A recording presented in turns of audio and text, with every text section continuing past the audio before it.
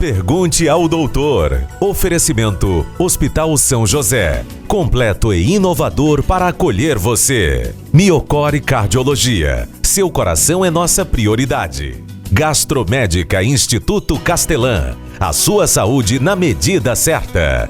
Unicred. Unidos somos Premium. Urque Diagnósticos, há mais de 30 anos crescendo com saúde. Laboratório Búrigo, pode confiar. E Fábio Cancelier, Clínica Integrada.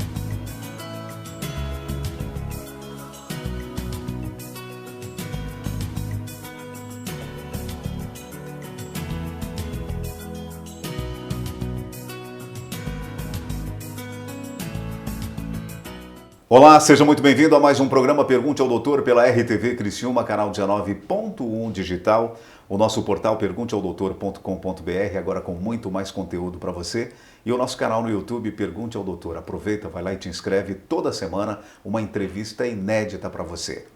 Nós estamos em nome de Hospital São José, Miocore Cardiologia, Gastromédica Instituto Castelã, Unicred, Urque Diagnósticos, Laboratório Búrigo e Fábio Cancelier, Clínica Integrada. Dificuldade de se comunicar adequadamente, afetando a compreensão de imagens e sons, bem como distintas modalidades de expressão, como compreensão da linguagem verbal, escrita e até mesmo na capacidade de escrever. Estes são sintomas da afasia, a doença que tirou o consagrado ator Bruce Willis de cena. Esse é o assunto de hoje no programa Pergunte ao Doutor, e para falar sobre este assunto, eu recebo de novo aqui no programa o médico neurologista, Dr. Fernando Topanotti. Dr. Fernando, seja bem-vindo mais uma vez ao Pergunte ao Doutor. Muito obrigado, Agnaldo. É sempre um prazer estar aqui e poder conversar com você sobre os assuntos de saúde e trazer mais esclarecimentos à população. Doutor Fernando, então, para começo de conversa, o que é afasia? Afasia é uma dificuldade de se comunicar. A pessoa pode ter uma dificuldade de falar ou dificuldade de compreender o que é falado a ela, assim como de entender uma linguagem escrita ou uma linguagem por figuras, ou de se expressar na linguagem de figuras ou escrita. Então, tanto a dificuldade de entender quanto a de falar, ou juntos, né? De expressão mista ou de compreensão. Doutor, e quais os tipos existentes da doença? Existem várias causas para a afasia. No caso da doença do Bruce Willis, ele teve inicialmente o diagnóstico de afasia primariamente progressiva, que é um sintoma inicial que ocorre com algumas demências, com dificuldade, doença de Alzheimer, demência frontotemporal, que acabou sendo o diagnóstico posterior do Bruce Willis, né? Acabou mudando o diagnóstico depois. Mas enfim, a afasia ela é um sintoma, não é uma doença especificamente. Ela pode ocorrer também em decorrência de traumas que afetam uma região específica do cérebro, um acidente, um traumatismo craniano. Pode ocorrer em situações temporárias, no caso de crises convulsivas, desmaios, e pode acontecer também por consequência de um AVC. Normalmente, a região da linguagem, na maioria das pessoas, é do lado esquerdo da cabeça, uma região mais posterior aqui, né? Na região do cérebro mais em cima. Então, qualquer lesão, seja por trauma, por demência que vai atrofiando o cérebro e prejudicando a função, seja por um AVC, que é o derrame, que afete essa região, ou um tumor, né? Também pode afetar a linguagem e cursar com afasia. Agora, doutor, por que as pessoas ficam afásicas? O que provoca a doença? Sim. Na imensa maioria das vezes é por uma lesão de estrutura. A parte do cérebro responsável por compreender ou se expressar acaba sendo prejudicada. No entanto, alguns remédios podem trazer esse efeito colateral, algumas outras situações, pós-operatórios de cirurgias, podem trazer essa alteração. E nas demências, né, que é o que tem ficado mais na mídia ultimamente por conta do Bruce Willis, nas demências por redução da atividade cerebral naquela região. Não necessariamente uma coisa mecânica, não necessariamente um problema de estrutura, mas sim de funcionamento. O funcionamento daquela região acaba sendo prejudicado. Doutor, me diga uma coisa, aquele indivíduo que foi diagnosticado com afasia, tem como melhorar isso, essa situação? Sim. Dependendo do diagnóstico, mas na maioria das vezes dá para tentar melhorar, né? Existem algumas técnicas com música que acabam estimulando o lado contrário do cérebro e podem fazer com que a pessoa volte a se comunicar melhor ou compreender melhor. Existem terapias, fonoterapia, o próprio tempo, no caso de um trauma, de um AVC, pode trazer essa recuperação para o paciente. Mas a base do tratamento é em fonoterapia e outros estímulos, musicoterapia pode ajudar, alguns outros tipos de estimulação neuropsicológica também. Na maioria das vezes, exceto quando foi uma lesão mais grave ou no caso das demências que são progressivas, a gente acaba conseguindo melhorar um pouquinho a afasia. Nem sempre é possível e nem sempre melhora 100%, mas existem técnicas específicas para essa melhora. Bem, doutor, além dessas terapias que o doutor comentou, existem algumas técnicas que a pessoa pode fazer, por exemplo, em um ambiente domiciliar? Sim, essa pergunta é interessante porque isso facilita muito o dia a dia do paciente.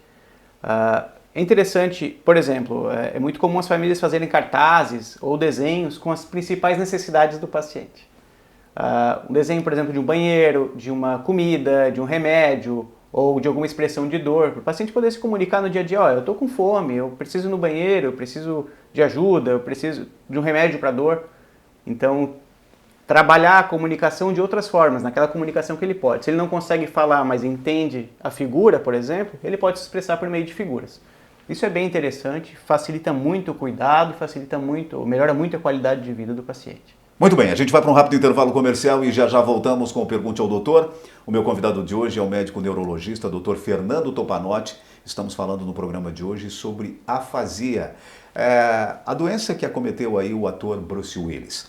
Perdeu parte dessa entrevista? Acesse o nosso portal pergunteaodoutor.com.br, agora com muito mais conteúdo para você. O nosso canal no YouTube, Pergunte ao Doutor, e nós estamos aqui na RTV Criciúma, canal 19.1 digital. Rápido intervalo comercial e a gente já volta para falar sobre diagnósticos. O que você vê quando olha para o Hospital São José? Qualidade, tradição e décadas de cuidado com a saúde. Além da experiência, o hospital se diferencia pelo moderno centro cirúrgico, um espaço amplo, seguro e com equipamentos de alta tecnologia para realizar das mais simples até as mais complexas cirurgias, aliado aos melhores profissionais e com sala confortável para a recuperação completa do paciente. Hospital São José, completo e inovador para acolher você. Quando tudo ainda faz parte de um sonho, eu inicio minha jornada. O tempo passa e a alegria invade o ambiente. E a cada passo, em cada fração de segundos, eu estou presente. Eu cresço e me desenvolvo como um milagre da vida. E com esse crescimento, o que encontro são novos desafios, emoções, preocupações, realizações e a certeza de que a vida é agora. E se não conhecemos o amanhã, precisamos cuidar daquilo que é mais precioso: nossa saúde e as pessoas que amamos.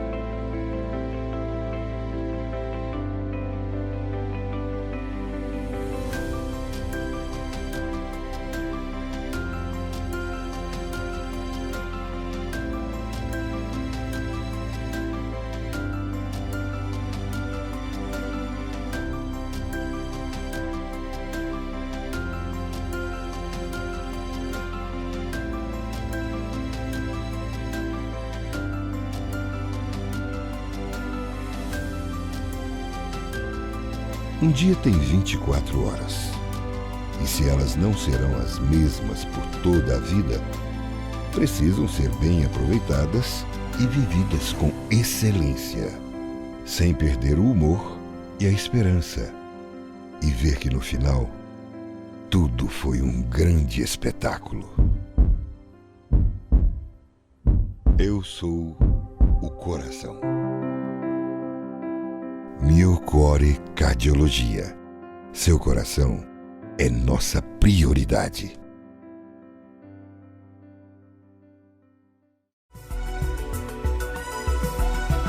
Muito bem, já estamos de volta com Pergunte ao Doutor. Meu convidado de hoje é o médico neurologista Dr. Fernando Topanotti. No programa de hoje estamos falando especificamente sobre afasia.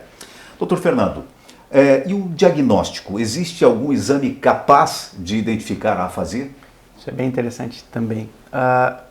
O diagnóstico ele é baseado principalmente na história que o paciente traz, né? Por exemplo, de uma hora para outra parou de falar, bom, vamos pensar, provavelmente isso foi um AVC.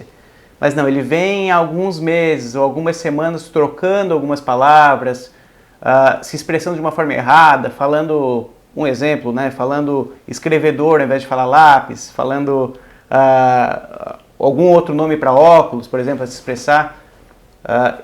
Quando começa a trocar essas palavras de uma forma progressiva, né, e isso acarreta dificuldade do dia a dia, a gente vai pensar em outras doenças, né, doenças mais indolentes, mais progressivas, no caso das demências, ou até uma lesão tumoral, algum outro tipo de sangramento. Isso quando é mais crônico.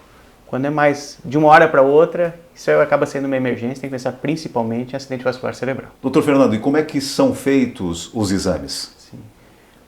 Normalmente, o neurologista, ou o médico que avalia o paciente com afasia, acaba solicitando algum exame de imagem da cabeça.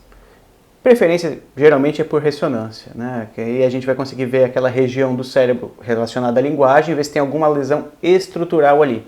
E assim a gente vai saber se o problema é algo que machucou aquele local ou se aquele local não está funcionando direito, mas ele está bonitinho, ele está normal. Se o problema é do funcionamento ou da estrutura.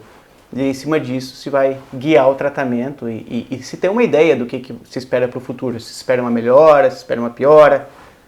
E se tem alguma forma de corrigir o problema cirurgicamente ou com fonoterapia, enfim. Doutor, eu quero voltar ainda na questão do ator Bruce Willis. Ele foi diagnosticado com afasia, mas tempos depois mudou o diagnóstico. O que foi isso, doutor? Foi um erro médico? Sim. Isso é curioso e fui bastante perguntado na ocasião também. Ele iniciou com afasia. A afasia é um sintoma, não é uma doença. Então, a afasia, a dificuldade de se comunicar, é um sintoma que vem com algumas demências. No caso do Bruce Willis, depois se falou em demência frontotemporal. Mas pode começar um Alzheimer com uma dificuldade de falar, outros tipos de demência também. E dentro das demências é algo que eu costumo falar bastante no consultório. Os diagnósticos, às vezes, eles são transitórios. É um Alzheimer, daqui a pouco muda um pouquinho o jeito do paciente se portar, surgem outros sintomas e a gente acaba mudando para demência frontotemporal, por exemplo. Então, as demências elas se confundem um pouco no diagnóstico, às vezes, e a maioria acaba chamando de Alzheimer, mas são doenças diferentes. Então, não foi um erro diagnóstico, na verdade foi uma progressão para uma doença específica. Antes ele tinha um sintoma e passou a ter uma doença completa. Bem, doutor, ele completou agora recentemente 68 anos. É uma prevalência nessa idade? As demências costumam ser mais comuns após os 65 anos de idade, embora tenhamos demências mais precoces, né? Existem casos de Alzheimer com 30 anos de idade, 35. Recentemente teve um diagnóstico, não tenho certeza, mas se não me engano, de 18 anos, um diagnóstico em algum país, não sei se Índia ou China, que chamou muita atenção no mundo. Então, pode ocorrer em qualquer idade. Algumas causas são genéticas e fazem com que a pessoa tenha um Alzheimer mais cedo. Normalmente, famílias que têm parentes com Alzheimer que se iniciou antes de 60 anos de idade tendem a ter uma preocupação maior para essas demências. Doutor, é possível prevenir e controlar os fatores de risco? Sim. A principal forma de prevenção é manter hábitos de vida saudáveis, né? Controlar o diabetes, controlar a pressão, que é uma doença, são duas doenças inicialmente muito silenciosas, manter atividade física regular. Um dos principais fatores que previne a demência é a escolaridade, então é se manter ativo, é estudar. Não quer dizer que seja necessariamente um ensino regular, mas ficar estudando, ficar lendo, se manter ativo mentalmente, não apenas em trabalho braçal, exercícios físicos, controle de colesterol, controle da obesidade e noites boas de sono. São as melhores formas de prevenir as afasias e as doenças que cursam com afasia, né? No caso, um AVC. Muito bem, a gente vai para um rápido intervalo comercial e já voltamos com o Pergunte ao Doutor. O meu convidado de hoje é o médico neurologista Dr. Fernando Topanotti. No programa de hoje estamos falando sobre afasia. Perdeu parte dessa entrevista? Acesse o nosso portal pergunteaodoutor.com.br, também o nosso canal no YouTube Pergunte ao Doutor, e nós estamos aqui na RTV Criciúma, canal 19.1 digital. Rápido intervalo comercial e a gente já volta para fechar o último bloco. Esse esporte é fantástico para a saúde. O ciclismo melhora o fôlego, reduz colesterol, controla melhor diabetes e hipertensão. Não causa impacto articular. Melhora o retorno venoso pelo trabalho das panturrilhas, funcionando como um coração auxiliar. É uma forma saudável para emagrecer. Que bom, né? E acima de tudo, proporciona um bem-estar incrível. Agora um conselho. Mantenha sua bike com boa sinalização e manutenção para evitar acidentes. E use sempre o capacete. Vó, quando que a gente pedala, o que acontece? A nossa saúde e a do planeta andam juntas.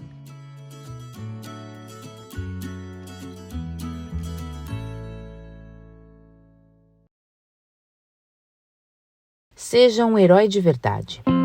Nós estamos aqui muitas vezes pegando na mão, outras vezes com um coração aceso para bater por eles. São nestes corredores que nós caminhamos em prol da vida. São nesses corredores que os nossos olhos acessam a esperança e a confiança de que tudo vai dar certo. É aqui que nós vemos o quanto somos capazes de fazer a nossa parte. É aqui que os dias servem para liberar a seguinte mensagem: sempre valeu a pena. De fato, este é o lugar de onde saímos, mais vivos. Alguém já disse um dia: dar e doar é melhor do que receber. E hoje entendemos que juntos podemos sim ter o privilégio de poder contribuir, mas muito mais abençoados em poder receber este amor enquanto doamos, enquanto nos doamos. Independente de ter a dimensão ou não daquilo que é alcançado através da ajuda, nós sabemos que, por menor que seja, ela pode fazer toda a diferença na vida de alguém. Hoje nós estamos aqui, amanhã podemos ser nós a precisar de alguma coisa nesse sentido. Então nós sabemos que auxiliar o próximo e estender a mão independente das circunstâncias do tempo é algo que só nos traz prazer e realmente nos deixa satisfeito com essa atitude. A gente vê nos nossos funcionários o quanto eles ficam felizes e acredito que traga isso, a felicidade dentro da empresa e a importância de eles estarem inseridos dentro da nossa empresa e motivando eles sabendo que a empresa tem esse lado, né? Esse lado social, esse lado de beneficência junto à sociedade. Então, para nós é algo que a gente quer que esteja dentro do DNA da empresa e cada vez mais aumentar e melhorar essa parte dentro dela. Se pudesse fazer mais, fazeria mais. Se pudesse ter mais gente, indicar, enfim, estaria junto, né, nessa caminhada e pediria ajuda para todos que poderiam estar colaborando no projeto. Sim, você pode ser um herói. Acredite, não é uma história, mas é uma escolha. Para contribuir, acesse o link abaixo.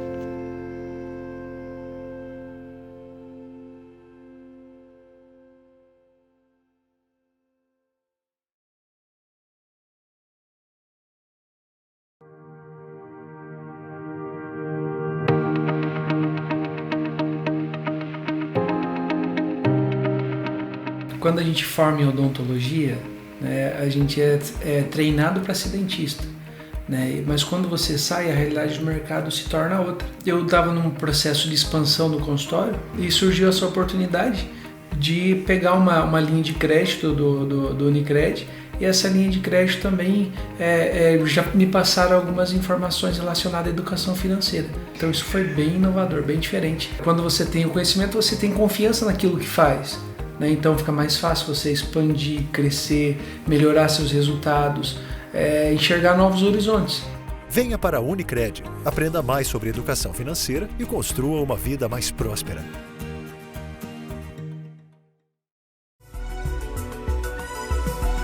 Muito bem, já estamos de volta com o Pergunte ao Doutor e meu convidado de hoje é o médico neurologista Dr. Fernando Topanotti. No programa de hoje estamos falando sobre afasia, doença que acometeu aí o ator Bruce Willis. E depois, claro, logo tempos depois ele foi diagnosticado com demência. Como é que deve-se ser o tratamento de um indivíduo que tem demência, doutor? tratamento do paciente com demência ele inclui algumas medicações, é muito comum incluir o uso de alguns antidepressivos, alguns remédios específicos para demência, que podem ajudar a melhorar um pouquinho, mas não estamos falando em cura, a gente está falando de uma doença progressiva. E que vai piorar com o passar do tempo. E é um tratamento muito mais baseado em suporte, e quando se fala suporte se entende em cuidados, né? Então a gente vai passar a cuidar e proteger o paciente com demência. O que é o cuidado, né? O paciente com demência ele pode não saber voltar para casa, mas ele sempre voltou para casa, mas hoje ele tem uma demência, então cuidar-se, não sair sozinho. Eu sugiro sempre para o paciente com quadros um pouco mais avançados terem uma identificação sem valor comercial para não ser roubado. Não adianta botar um colar de ouro com telefone de contato do familiar, porque o colar de ouro vai sumir. Com certeza. Então eu costumo deixar alguma pulseirinha ou dar de presente uma pulseirinha com número gravado, mas de metal, que não tem valor comercial. Identificação, é importante orientar os vizinhos. Olha, se você vê ele na rua, me avisa, deixa meu contato, deixa contato com os vizinhos. Mas o que mais acaba atrapalhando ainda no dia a dia, e atrapalhando no sentido de que prejudica mais a família, é o cuidador estressado. Eu costumo dizer que ser cuidador de paciente com demência é a profissão mais complexa que eu conheço. Eu imagino. Porque é um cuidado 24 horas, não se espera muita gratidão direta do paciente, porque ele muitas vezes não percebe que ele tem essa doença. É estressante porque gera conflitos dentro da família, isso é muito comum, e o cuidador acaba ficando esgotado. O cuidador esgotado entra em conflito com a família e isso acaba sendo uma bola de neve. Então a regra geral é que ninguém cuida sozinho de alguém com demência. Esse cuidado tem que ser compartilhado, tem que ser dividido com outras pessoas, com outros profissionais, e um manejo baseado na melhora da qualidade de vida do paciente, principalmente. O cuidador estressado vai deixar o paciente estressado. Agora, doutor, me diga uma coisa, existem vários tipos de demências ou só uma delas? Sim, a gente começa a falar em demência e pensa sempre em Alzheimer, mas Alzheimer é o tipo mais comum de demência, mas existem vários tipos, né? Demência de Alzheimer, demência frontotemporal, demência por corpúsculos de Levy, demência por sífilis, demência vascular por AVCs repetidos. Existem vários tipos de demência. Cada uma, elas são diferenciadas principalmente pelo tipo de apresentação dela, o conjunto de sintomas que o paciente apresenta, o tempo de evolução e o padrão de imagem no cérebro. Mas principalmente por isso. Existem vários tipos, mas no final o rótulo muitas vezes não é o mais importante, em raros casos que a gente vai ter um tratamento específico para algum tipo de doença. O tratamento, a base do tratamento é reconhecer as necessidades do paciente e trabalhar na melhora da qualidade de vida. Então, se for frontotemporal, se for Alzheimer, isso é uma coisa mais técnica, mas que não muda tanto na questão do tratamento do paciente. Doutor, agora com relação aos cuidados, o que deve se fazer para aliviar, inclusive, para o cuidador? Sim. Evitar situações estressantes ao paciente, né?